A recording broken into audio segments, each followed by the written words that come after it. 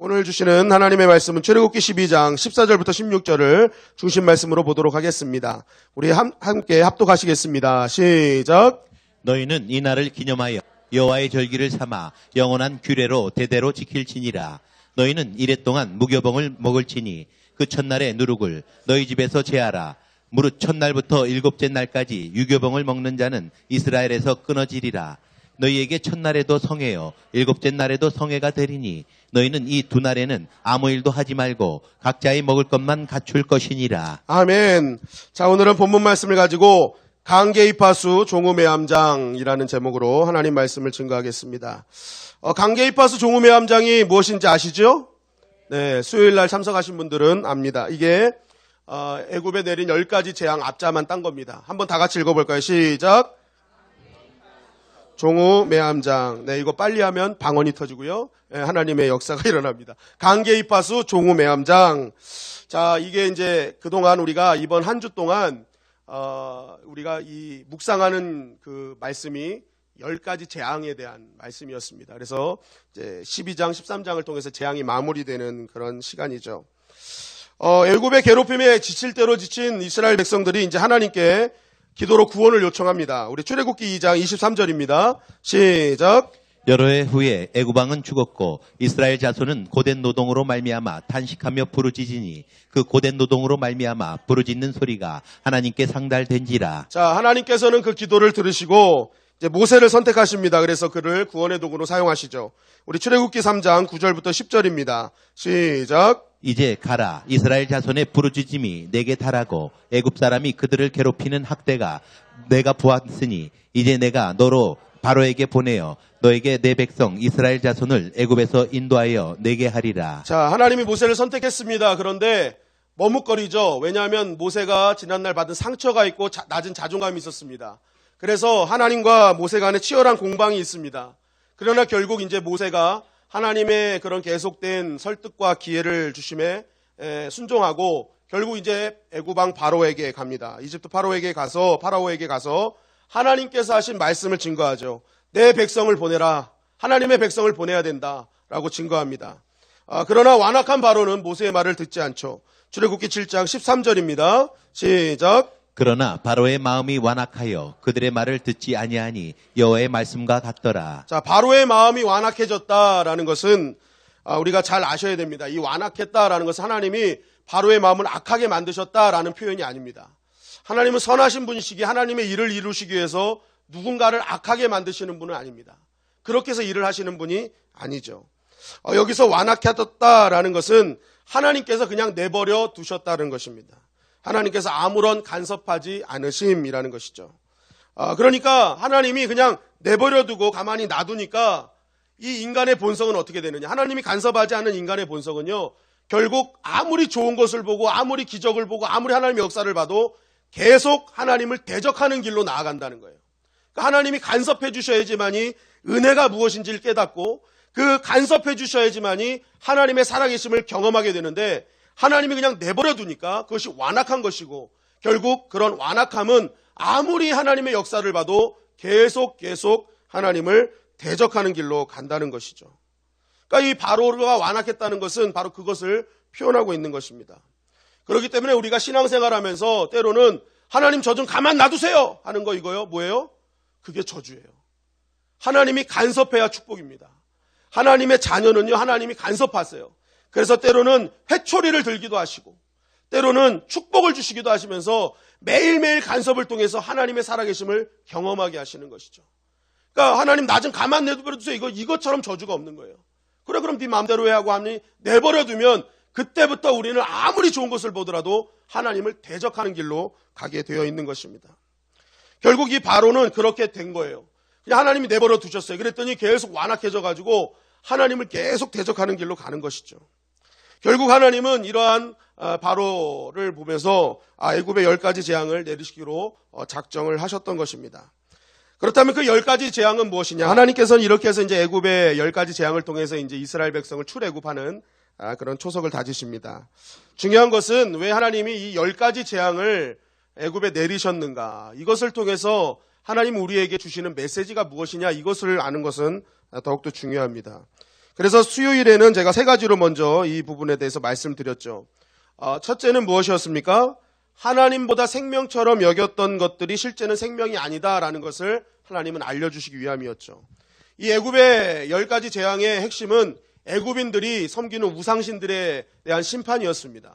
그러니까 아무것도 아닌 것 같지만 그들은 그걸 우상처럼, 신처럼, 하나님처럼 여겼습니다. 그것들이 자신들의 번영과 풍요, 생명을 가져다 줄 생명줄이라고 생각을 했었습니다. 그러니까 그들을 향해서 하나님은 말씀하시는 거예요. 아니다. 진짜 생명을 주는 건 그들이 아니라 바로 하나님 한 분이시다라는 것을 알려주시는 것이죠. 그래서 너희가 그동안 진짜 생명처럼 여겼던 것들, 사업, 건강, 물질, 자녀, 모든 그 너희가 생명줄이라고 생각했던 그 모든 것 이제 내려놓고 진짜 생명이신 하나님을 붙잡아라 라는 것입니다. 그래서 아브라함은 본토 친척 아비집을 버리고 누구예요? 하나님의 말씀을 붙들었던 것입니다. 롯은 자신의 민족과 타전을 버리고 믿음의 어머니 나오미를 붙잡았죠. 제자들은 배와 그물을 버리고 주님을 붙잡았습니다. 그러니까 내가 생명처럼 여겼던 것들, 그거 진짜 생명 주는 거 아니라는 거예요. 그거 버리고 진짜 생명 주시는 누구를 붙잡아라? 하나님을 붙잡아라. 그래서 이 재앙을 통해서 하나님 그거 말씀하시는 거예요. 버릴 거 버리고 진짜 붙잡아야 될 것을 붙잡으라는 거예요. 두 번째는 무엇이었느냐? 돌아올 기회를 주시는 것이죠. 이 10가지 재앙은 10일에 걸쳐서 진행된 것이 아닙니다. 장장 1년이라는 시간 동안을 거쳐서 대결을 하나님께서 이 재앙을 주셨어요. 하나님은 전능하신 하나님이시기 때문에 그냥 손가락 하나만 움직이셔도 한 번에 다 해결하실 수 있는 분이셨습니다. 그럼에도 불구하고 하나님은 시간을 1년이라는 시간 동안 계속 이렇게 재앙을 주셨죠. 그 이유는 다른 것이 아닙니다. 이스라엘 백성들 입장에서는 400년 동안 잊혀져 갔던 하나님을 다시 한번 기억하는 순간이고, 이 애굽 백성들, 하나님을 떠난 자들은 하나님께 돌아올 수 있는 기회를 하나님께서 허락해 주신 거예요. 아, 진짜 하나님이 계시는구나. 근데 중요한 건 뭐예요? 이런 기회를 주실 때 고집 부리지 말고 빨리 돌아와야 되는데 이것을 고집 부리고 계속 버텨냈다는 거예요. 그러니까 기회를 주셨을 때 받아들이면 모세가 되는 거고, 기회를 주셨을 때 그것을 버티고 받아들이지 않으면 바로 죽는 바로가 되는 거예요. 바로 죽는 바로. 그래서 여러분, 이렇게 기회를 주셨을 때 우리는 빨리 돌아와야 될 줄 믿습니다. 기회를 계속 주시는 거예요, 하나님이. 돌아와라, 돌아와라. 근데 많은 분들이 그래요. 아예 그거 우연이야. 때가 됐으니까 난 거야. 그러면서 버티고 버티다 보면요, 결국 바로가 되는 거예요. 그러나 내가 부족하지만 연약하지만 계속 버텼던 모세는요, 결국 하나님 말씀으로 돌아왔어요. 그랬더니 하나님께 쓰임받는 도구가 된 줄 믿습니다. 기회 주실 때 돌아와야 사는 역사를 경험하는 것입니다. 세 번째는 뭐냐?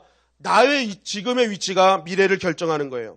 출애굽기 8장 22절은 이렇게 증거합니다. 시작. 그날에 나는 내 백성이 거주하는 고센 땅을 구별하여 그곳에는 파리가 없게 하리니 이로 말미암아 이 땅에서 내가 여호와인 줄을 내가 알게 될 것이라. 하나님이 재앙을 내리시는데 구별하는 땅이 있다는 거예요. 고센 땅을 내가 구별하겠다. 하나님은 철저하게 구별하시겠다는 거예요. 그래서 그 고센 땅에는 하나님의 심판과 저주와 죽음이 패스오버하게 하겠다. 유월되게 하겠다. 그 은혜를 하나님이 베풀어 주겠다 약속하시는 거예요. 그러면 왜 그 땅은 패스오버 됩니까? 이유는 단 한 가지예요. 거기에는 뭐가 있어요? 어린 양의 피가 있는 거예요. 문설주와 임방에 어린 양의 피를 바르니까요, 거기에는 사망과 저주와 심판이 넘어가는 것입니다. 이것이 중요한 거예요. 여러분, 결국 우리가 사는 길은 어디냐? 하나님의 그 보혈의 은혜와 십자가의 은혜 아래로 들어와야 우리는 사는 역사가 일어나게 될 줄 믿습니다. 여러분, 고센 땅에는 여전히 악한 자들이 있고요, 여전히 거짓말하는 자 있었고요, 여전히 더러운 사람들이 있었어요. 그럼에도 불구하고 그러한 더러운 자, 아직까지 연약한 자, 부족한 자들 있지만 어린 양의 피 안으로 들어오면 무조건 살았단 말이에요. 그러니까 내가 지금 어디에 위치하고 있느냐, 이게 중요한 거예요. 내가 지금 하나님의 통치를 받고 있느냐, 아니면 세상의 통치를 받고 있느냐, 주님의 십자가 안에서 그 은혜 아래서 통치를 받고 있느냐, 보혈 안에 거하고 있느냐, 이것이 하나님의 기준이라는 것입니다. 내가 무엇을 이루었는가 했는가, 당당한가 떳떳한가, 이것은 하나님의 기준이 아닌 거예요. 아무리 당당하고 아무리 떳떳하고 아무리 이루었어도 주의 보혈 안에 들어오지 않으면 다 심판받는 거예요. 여러분, 우리가 주님의 보혈로 들어오기를 주님의 이름으로 간절히 축원합니다. 그래서 참신앙은 나의 능력을 자랑하는 것이 아니라 주님의 십자가를 자랑하고 보혈을 자랑하는 거예요. 그 보혈이 나를 살렸습니다. 그 십자가가 나를 구원하였습니다. 여러분, 그러한 고백에 진정한 생명의 역사가 일어나게 될 줄 믿습니다.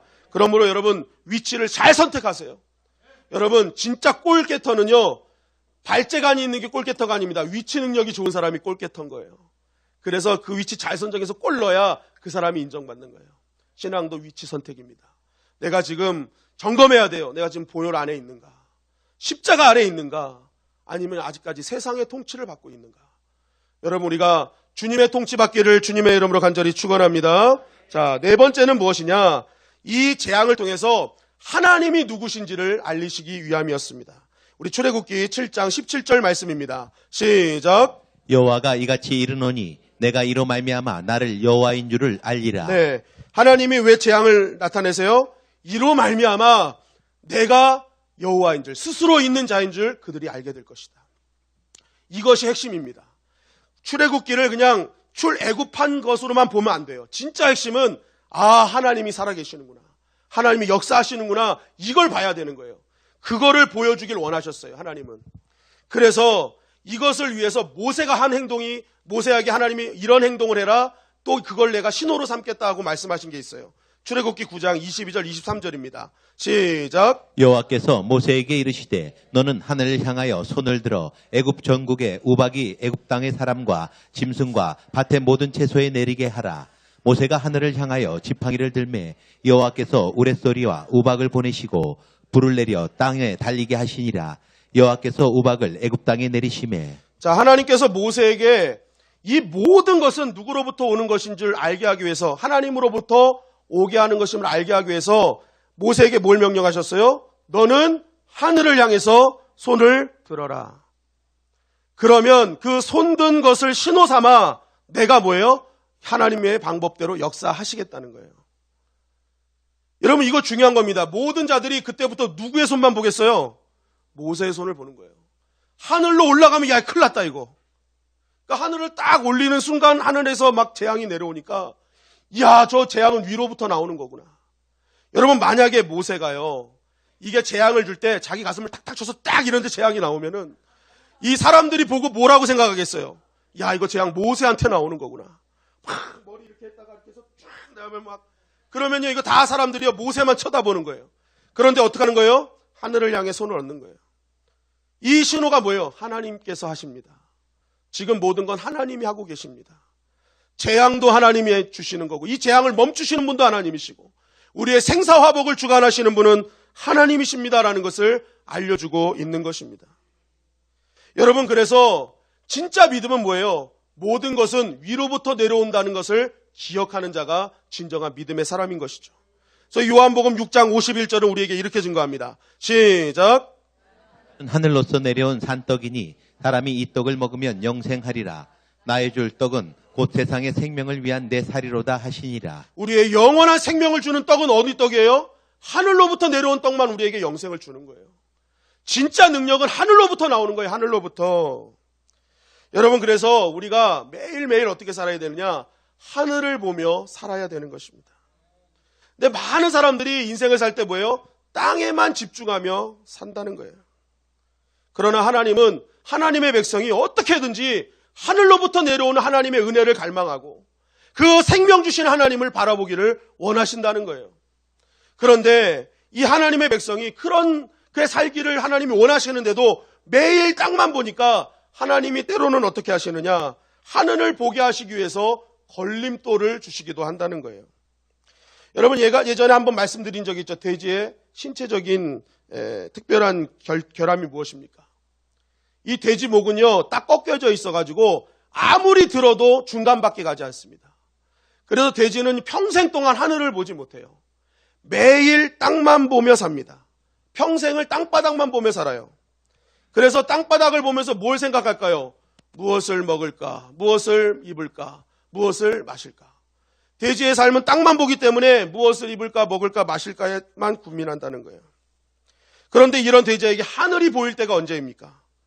이 돌뿌리에 딱 넘어져서 발라당 뒤집어졌을 때 돼지는 그때 하늘을 보게 되는 거예요. 이야, 이거 신세계가 있었구나. 내 평생 땅만이 전부인 줄 알았는데 하늘이 있었구나. 그때 아는 거예요. 야, 여러분, 이 뒤집히는 거냐 돼지한테는 굉장히 힘든 일이죠. 그럼에도 불구하고 하늘을 볼 수 있기에 그것은 축복이라는 것입니다. 여러분, 우리 인생도 마찬가지죠. 평생 땅바닥만 보며 살아가는 인생들이 있어요. 그런 삶의 특징이 무엇입니까? 매일 무엇을 먹을까, 입을까, 마실까만 염려하며 사는 인생인 거예요. 그런데 이러한 인생, 정말 이렇게 정말 새로운 세계가 있음에도 그것을 보지 못하는 그런 어리석은 인생들 앞에 하나님이 그것을 불쌍히 여기셔서 때로는 그 인생을 뒤집어 놓으실 때가 있다는 거예요. 그 뒤집어 놓는 것이 뭐예요? 성경으로 보면 광야요 고난의 삶이라는 것이죠. 때로는 나에게 원치 않는 질병이 오기도 하고요. 가정의 문제가 오기도 하고 자녀의 문제가 오기도 하고 재정의 문제가 오기도 합니다. 이 모든 것들이 나를 뒤집는 일인 것이죠. 그러면 왜 하나님이 그렇게 하십니까? 하나님은 보여주고 싶은 거예요. 땅만 보지 말고 진짜 하늘로부터 오시는 하나님의 은혜를 알게 하시기 위해서. 땅이 아니다. 진짜 너가 봐야 될 곳은 하늘이라는 것을 알게 하시기 위함인 것입니다. 뒤집히는 것은 괴롭고 어려운 일입니다.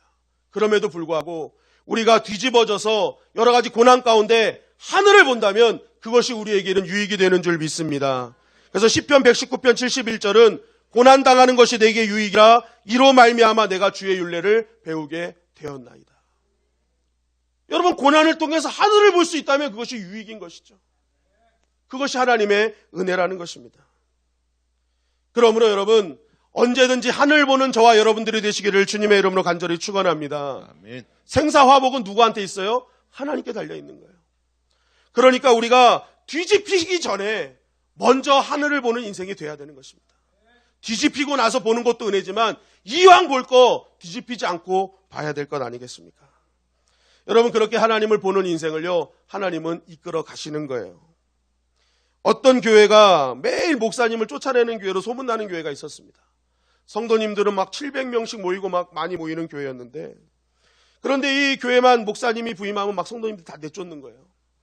그러니까 이제 이 주변의 목사님들이요, 거기 부임하는 목사님들을 볼 때마다 불쌍해지는 거예요. 아유, 목사님, 언제 갈지 모르지만 우리 친하게 지냅시다. 차라도 한잔 합시다. 그리고 힘들 때 와서 나한테 얘기하십시오.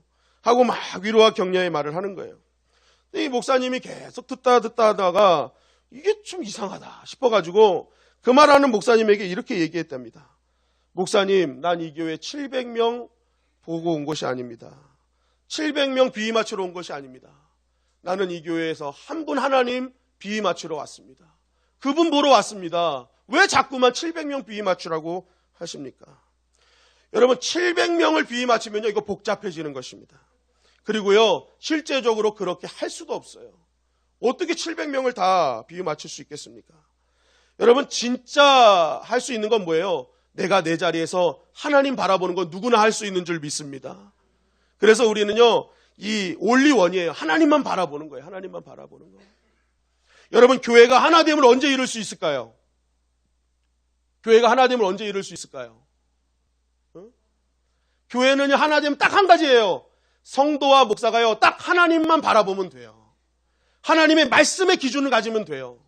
절대로 사람 보지 않고 목사인 저도 하나님의 말씀을 기준 갖고 살고, 여러분도 하나님 말씀 기준 갖고 살면요, 그 순간 하나 되자 안 해도요, 하나 될 수 있는 것입니다.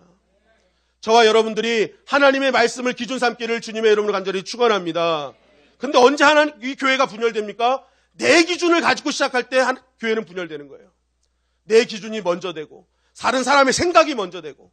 여러분, 교회는요, 오직 하나님 말씀으로 기준 삼으면요, 절대로 흩어지는 일이 없는 것입니다. 우리 교회가 하나님의 말씀 붙들고 승리하는 교회가 되기를 주님의 이름을 간절히 축원합니다. 교회 일을 하고 헌신을 할 때도 마찬가지예요. 나는 이 자리에 왔는데 왜 그 사람은 오지 않는가? 다른 사람 바라보는 게 아니에요. 여러분, 중요한 것은 내가 그 자리에 있다는 거예요. 다른 사람이 오고 안 온 건 중요한 게 아니에요.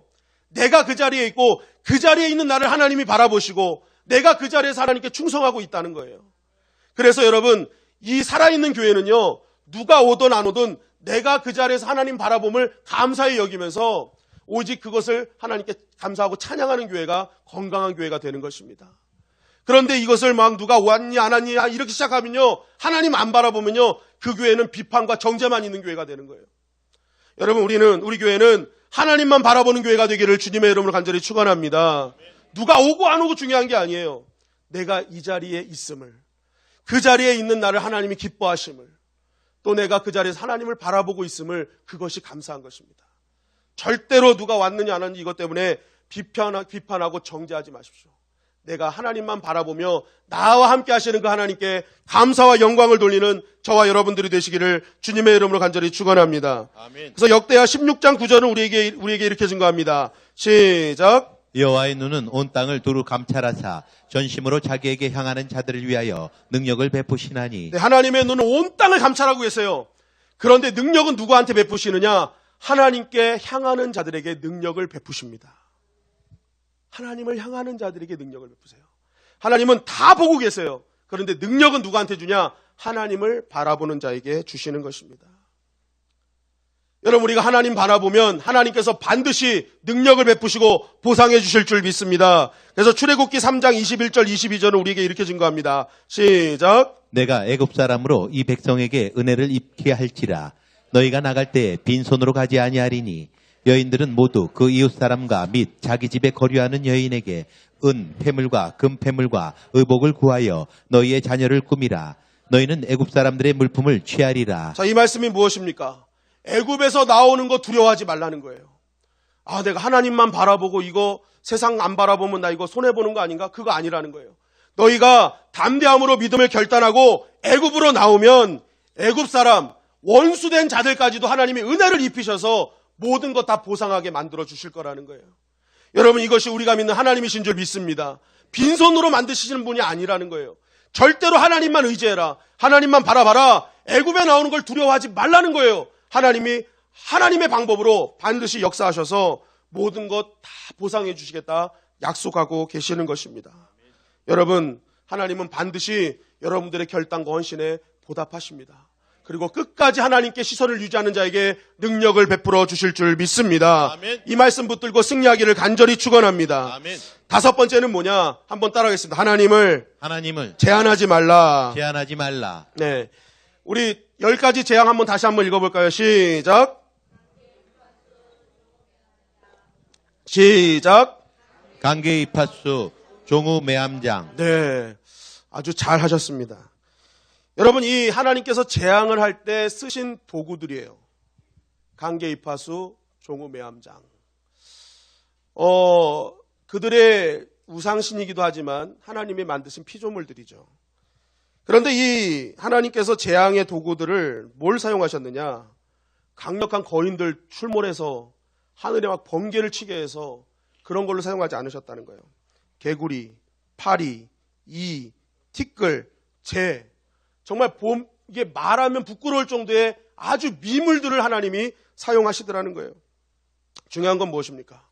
아무리 힘없고 미약한 미물들이라 할지라도 하나님이 쓰시기로 작정하고 나아가니까 뭐예요? 어마어마한 위력을 발휘하더라는 거예요. 여러분, 아무리 작은 것이라도 하나님께 붙들리면 크게 사용되는 줄 믿습니다.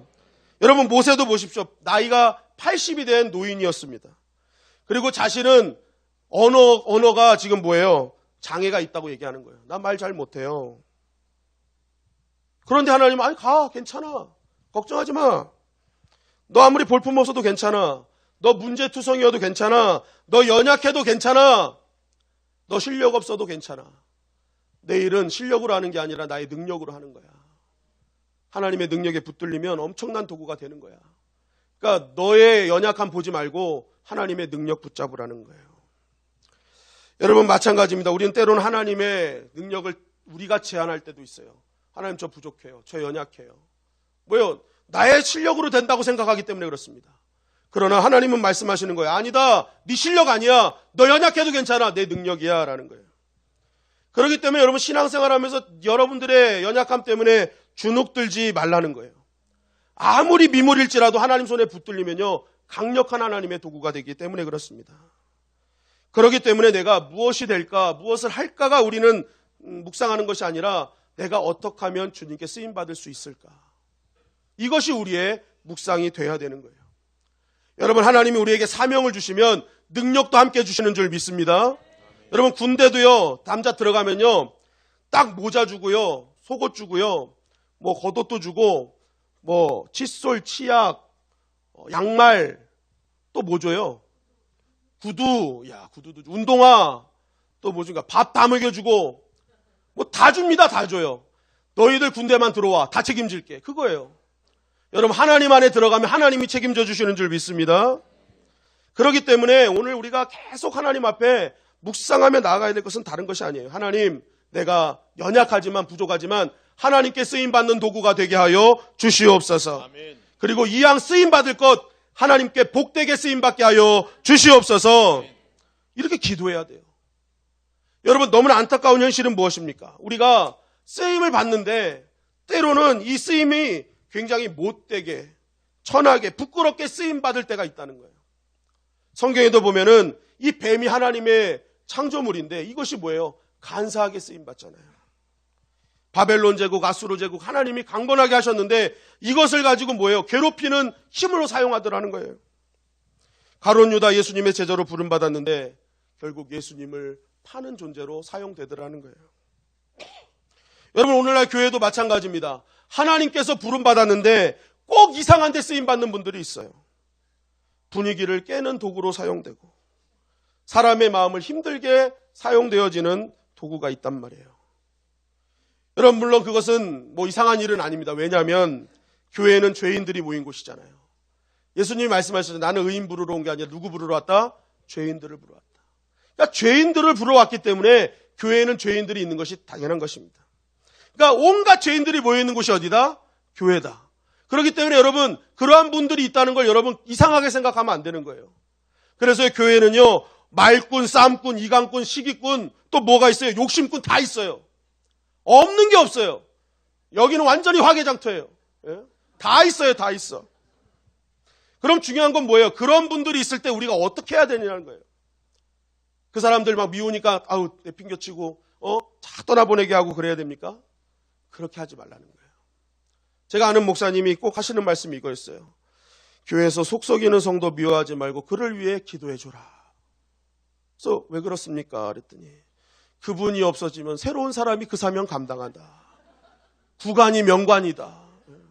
새로운 사람이 진행되면 그거 적응하려면 시간 걸리고 에너지 차라리 옛날 게 낫다 그러는 거예요. 옛날. 그러면서 계속 기도하라는 거예요.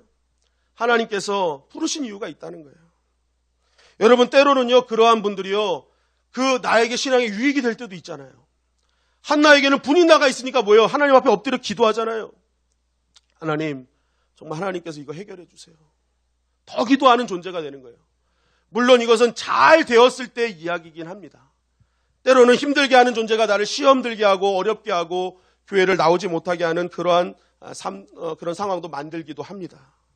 그러나 중요한 건 뭐예요? 그렇기 때문에 이왕 내가 쓰임 받으려면 시험 받게 하는 도구가 아니라 하나님께 잘 사용되는 복된 도구가 되게 하여 주시옵소서. 우린 기도해야 될 줄 믿습니다. 그래서 디모데후서 2장 20절 21절은 이렇게 증거합니다. 시작. 큰 집에는 금그릇과 은그릇뿐 아니라 나무그릇과 질그릇도 있어 귀하게 쓰는 것도 있고 천하게 쓰는 것도 있나니 그러므로 누구든지 이런 것에서 자기를 깨끗하게 하면 귀히 쓰는 그릇이 되어 거룩하고 주인의 쓰이심에 합당하며 모든 선한 일에 준비함이 되리라. 자, 큰 집에는 금그릇 있고 다 은그릇도 있대요. 그런데 진짜 쓰임받는 그릇이 어떤 그릇이냐? 자기를 깨끗게 하면 귀히 쓰는 그릇이 됐대요. 우리는 신앙생활하면서 하나님 내가 금수저 되게 해주세요. 은수저 되게 해주세요. 금그릇 되게 해주세요. 은그릇 되게 해주세요. 우리는 이렇게 하지만 하나님 나 금그릇 상관없어. 은그릇 상관없어. 내가 쓰는 그릇은 금수저 은수저 아니야. 뭐예요? 자기를 깨끗게 하는 그 사람 내가 쓸 거야.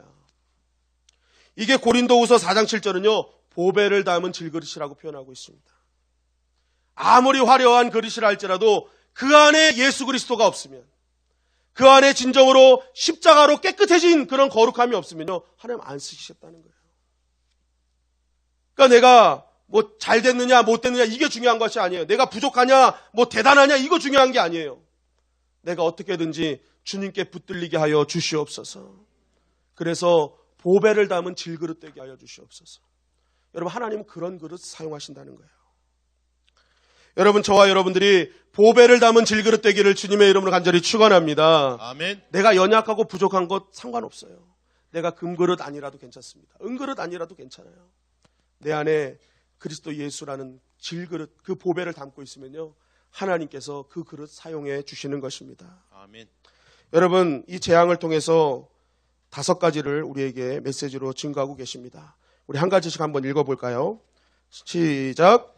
이전에 생명처럼 여긴 것 버리고 진짜 생명을 붙들라. 2번, 기회를 주실 때 돌아오라. 모세처럼. 3번, 지금의 나의 위치가 미래를 결정한다. 4번, 고개의 위치만 바뀌어도 인생이 달라진다. 위를 보자. 5번, 연약해도 주님께 붙들리면 쓰임받는다. 금그릇. 은그릇 되려는 싸움하지 말고 보배를 담은 질그릇 되자. 네. 10가지 재앙을 통해서 더 많은 이야기를 할 수 있지만 나누다 보면 이렇게 중심으로 보면 이 5가지로 우리가 요약할 수 있습니다. 여러분, 이 10가지 재앙을 통해 오늘 하나님 말씀하시는 거예요. 결국 핵심은 무엇입니까? 고개 들어 위 보라는 거예요. 하나님으로부터 모든 것이 온다는 것입니다. 여러분, 오늘도 이 시간을 통해 연약한 나의 모습 보지 마시고 능력이신 하나님 바라봄으로 말미암아 승리하는 저와 여러분들이 되시기를 주님의 이름으로 간절히 축원합니다.